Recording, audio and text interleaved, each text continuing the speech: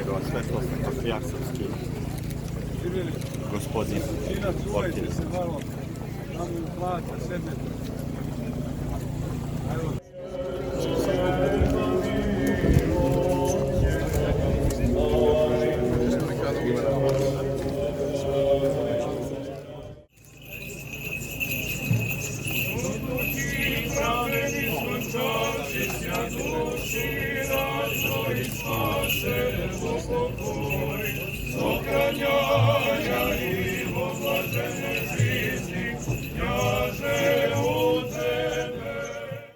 Tvojim Otcem i svesnim, blagim, životvornim Tvojim Duhom, sada i u vek i u vekove vekova.